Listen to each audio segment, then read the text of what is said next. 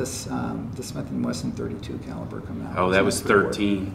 That was 13. Right. That's right. So it's 4. 4, okay. Okay. Because the Remington's post-war, right? So I'm not going to come up with anything else, right? The Remington's post-war, right? The 51?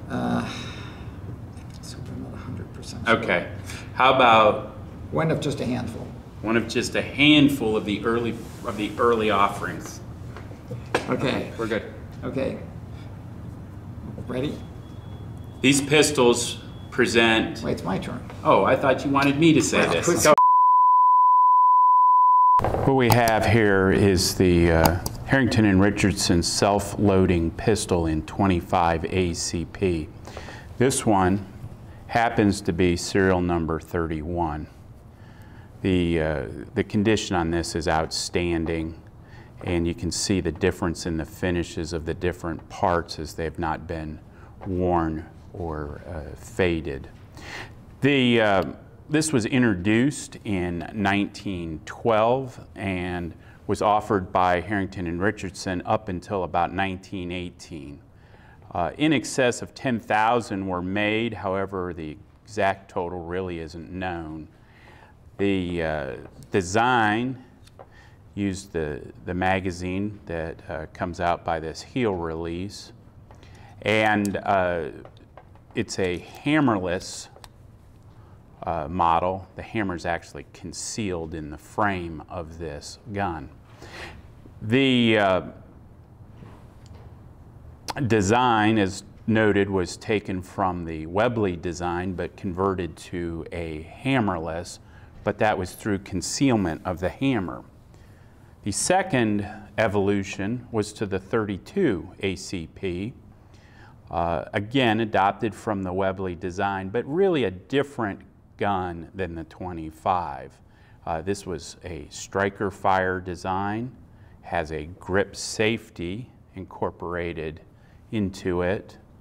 Again, a magazine, this one with a heel release and nickeled.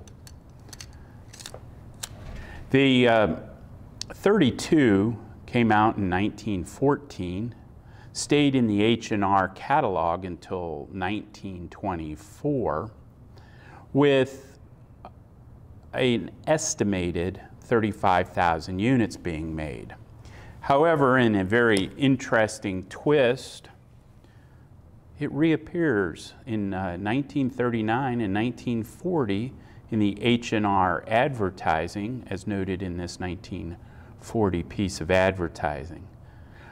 Obviously, these were still in storage at H&R. It's also reported that during World War II, these 32s were sent to the Dutch West Indies for use there. This particular one comes with its original box, its original paperwork, which details the disassembly of the pistol, which is achieved by lowering the trigger guard in the front and pulling the slide off. This one is in the serial number 10,000 range and is so marked on the bottom of the box with a pencil serial number. The later H&Rs will all have an ink stamp serial number there. The pistol, the 32, was accompanied with a factory cleaning rod and this sleeve for the rod as well. This design and work with Webley represents a cooperation between H&R and a foreign manufacturer to achieve a product that H&R desired but didn't have. It was a practice they followed often at the company. These present a beautiful pre-World War I collecting area that again can be achieved for very reasonable price points. Both of these pistols were purchased for less than $1,000. Thanks again for having tuned into Historic Investments. Hopefully you learned a few tidbits from Sean McCarter here. And just remember, this is an opportunity now for you to collect Webleys at just a fraction of the cost, and improved Webleys at that. It just happened to be marked Harrington & Richardson's. Thank you for having me.